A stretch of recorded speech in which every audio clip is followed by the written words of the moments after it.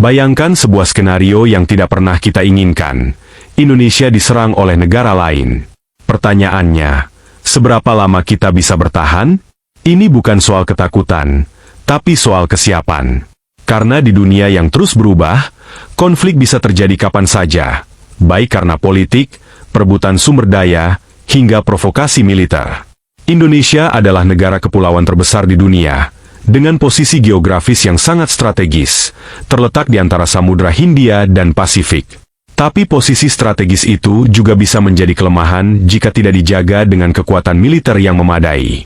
Sebuah serangan bisa datang dari berbagai arah, udara, laut, atau bahkan siber. Apakah TNI dan seluruh sistem pertahanan nasional kita siap menghadapi serangan skala besar? Dalam video ini, kita akan bahas kekuatan militer Indonesia saat ini, tantangan yang dihadapi, serta skenario realistis jika Indonesia diserang. Tidak untuk menakut-nakuti, tapi untuk membuka mata kita semua tentang pentingnya pertahanan negara. Menurut data Global Firepower 2025, Indonesia berada di peringkat ke-13 dunia dari segi kekuatan militer.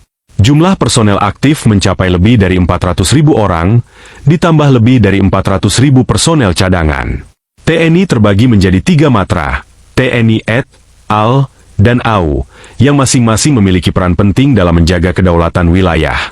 Dari sisi darat, kita punya ratusan tank, kendaraan tempur, dan pasukan elit seperti Kopassus dan Kostrad. Di laut, TNI AL memiliki kapal fregat, korvet, kapal selam, dan KRI kelas Sigma. Untuk udara, TNI AU memiliki jet tempur seperti F-16, Su-2730, T-50I, hingga pesawat angkut dan drone. Namun, ada tantangan besar. Sebagian alutsista kita sudah tua dan butuh modernisasi. Jet tempur buatan era, 90-an masih jadi tulang punggung. Beberapa kapal perang juga usianya sudah di atas 30 tahun. Belum lagi soal logistik, amunisi, dan infrastruktur pendukung seperti radar dan sistem komando yang belum sepenuhnya terintegrasi secara digital.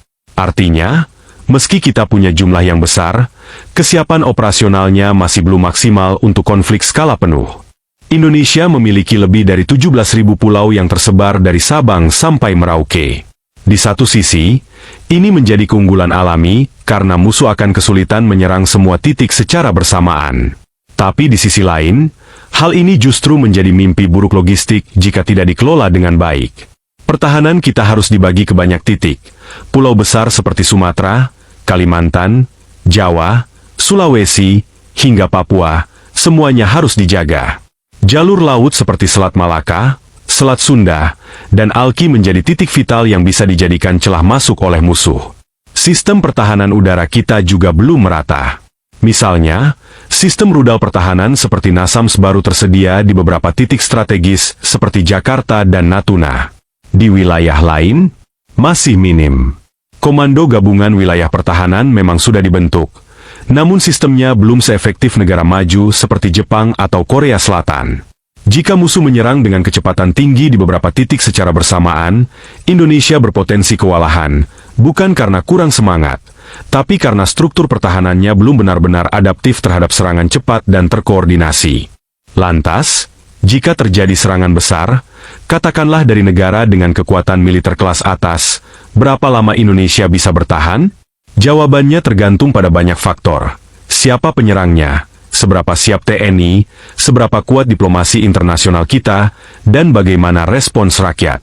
Jika serangan datang dari satu arah, misalnya laut di kawasan Natuna, TNI AL dan AU mungkin bisa bertahan selama beberapa hari hingga pekan, sambil meminta bantuan internasional atau melakukan mobilisasi besar-besaran.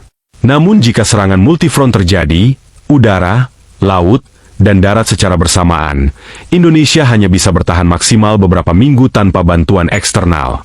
Tapi jangan salah, rakyat Indonesia punya sejarah perlawanan yang kuat. Perang rakyat semesta dan gerilya bisa menjadi strategi jangka panjang. Tapi dalam peperangan modern, kecepatan dan teknologi seringkali lebih menentukan. Sistem pertahanan rudal, satelit pengintaian, drone tempur, dan cyber defense jadi kunci. Dan saat ini, kita masih tertinggal di beberapa aspek itu. Kesimpulannya, Indonesia bisa bertahan jika diserang, Tapi durasi dan keberhasilannya sangat tergantung pada kesiapan alutsista, kecepatan respon, dan dukungan internasional. Kita bukan negara lemah. Kita punya rakyat yang tangguh, tentara yang loyal, dan geografi yang sulit ditaklukkan. Tapi kita juga harus jujur bahwa banyak hal harus dibenahi. Modernisasi militer, integrasi sistem pertahanan, dan kesiapan sipil militer harus ditingkatkan. Ancaman masa depan bukan hanya dari negara, tapi juga dari serangan siber, propaganda, dan perang asimetris. Sekarang pertanyaannya, jika kamu adalah bagian dari bangsa ini, apakah kamu siap? Dan menurutmu, seberapa lama Indonesia bisa bertahan jika diserang? Tulis pendapatmu di kolom komentar, dan jangan lupa subscribe untuk bahas isu-isu pertahanan lainnya.